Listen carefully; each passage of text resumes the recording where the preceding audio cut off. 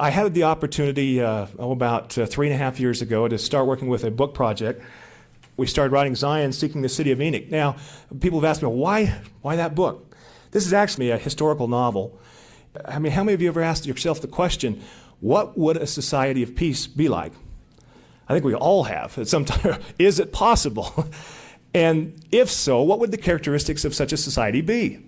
Well, that was our question. We started studying in ancient history, and there is a powerful story that exists about a city that did reach a utopian-type society called the City of Enoch. Dead Sea Scrolls and the Nag Hammadi Scrolls, as well as the pseudepigrapha collection and apocryphal collections, had a lot of information about the society. It is really coming more and more to a forefront because of these new discoveries, these documents. But the story was so powerful, and the thing that was amazing to us was we found that here existed a society that mirrored America. They were just full of the exact same problems that we have. And yet out of the chaos and out of the rubble that became this society called Shum, they had self-destructed, and God told them they would. But out of that came forth, in my opinion, the most successful society of all history. Now, it's interesting because our goal was to start studying, all right, so what are the characteristics? Why did they make it? There have been hundreds of attempts throughout history to develop such. You look at the different attempts, even communism, and it was interesting as we started studying the different attempts, we found communism had a lot of similarities to what did work, but the major difference was with communism, they were forcing the people to be a part of something. They had to do what the government said. With the system that they had in Enoch's time and in a number of other cultures that we have studied, the entire mode of it was one of liberty for the individual. They had complete choice and complete freedom to be a part of the society or not. And that made the whole difference. It made a major, major difference between the two different types. Well, it has been a fascinating discovery, a great opportunity for us to piece the different pieces together. And this is why we had to put it into a novel form, was the pieces were so far apart in all these different books.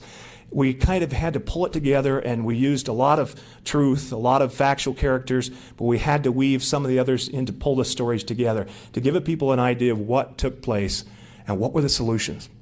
We'll talk about a few of those solutions here at the end because I think that's important. But let me talk now, as we were doing that study, we began to study some of the other cultures around the world that we started hearing, hey, did you know the Hopi Indians have some information about an ancient Zion-type society, a utopian society? No, I didn't know that. So we started making some contacts, and before long, we ended up down on the Indian reservation in Hopi land in Arizona. And that was a great experience. We really fell in love with the people there. Wonderful, wonderful people. They were scared of us to begin with, and rightfully so. They tell us that they've had a lot of people who have come in and destroyed a lot of their sacred artifacts, taken artifacts, and destroyed that which is sacred to them. And so to begin with, they wondered whether we were there, for good or bad purposes. And they told us, well, we'll give you about 10 minutes, 7 to 10 minutes. About 2 hours later, we were saying, well, we really ought to go. And they're going, oh, no. What else you want to ask? And so once they found out that we really were there to tell their true story, they were very open with us, and it was a wonderful experience. We met with several different sets of Hopi elders as well as just some of the Hopi people themselves, and asked a lot of questions. And through that, let me tell you their story. Now, also, I've had a chance to interview a number of other individuals who have written books about the Hopis, etc. And so I had a chance to ask the Hopi elders while we were there, all right, now is this correct? Is this correct? Because we really wanted to have the accurate story.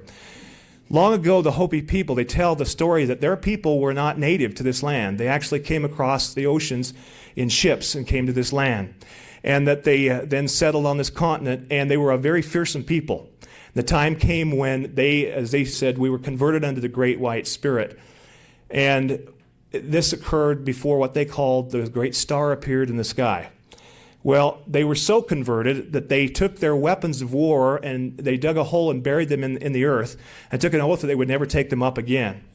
When this took place, their enemies came upon them and began to slay them. They said they fell down on the ground, laid prostrate, began to pray to the Creator that He would save them. And many of those who were killing them dropped their weapons and joined them and took the oath also. Well, they tell after that time they went on a migration northward out through a wilderness to a new place where they made their new home, and they became tillers of the earth and crop growers. And they raised food for the armies that surrounded them who protected them, because they had taken this oath to not take up weapons of war. To this day, they have tried to continue that promise. When their sons reach the age of 12, they give them a bow and arrow, and the arrows are blunt to remind them of that promise. They are not to take up weapons of war again. And so this is a very important promise. By the way, I did find a couple other tribes that also had this same story. The Pueblos, who I had known from meeting with the Hopis, had this same story. They are cousins, as well as the Nez Perce. But anyway, after this period of time, they continued to migrate northward until they came to where they live today. Long time ago, the Creator called his children together, and he explained to them what he called the true life plan, and explained to them how they should live in order to live in peace and harmony. He told them that he would split them up into 4 colors of people, and they would go throughout all the world. But the time would come when many of them would turn against the true life plan and would begin to become at war with one another and to not associate one with another. And so he gave them some important signs for them to be able to recognize their true brothers. He taught them a very specific handshake by which they would know their true brothers, as well as the fact that he taught them the sign of peace, which all people seem to know, the Indian sign of peace. Now, interestingly enough, they said, we didn't ever say how. So that was the white man. They brought that in. We didn't ever say how. But that was the representation of their symbol for peace. Well, he told them that after they were scattered, the time would come when they would start coming back together again. And they would be able to recognize whether their brothers were keeping the true life plan by this handshake. They told me that when the Spaniards came upon the land, they went out to greet them, and they took cornmeal and made a line in the sand and reached across the line to give them the handshake. And they said, instead, he handed us a trinket.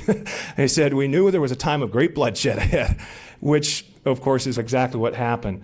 They had been told long before that there was a good chance the white people that would come would not be keeping the true life plan, and therefore war and other great catastrophes would take place. Well,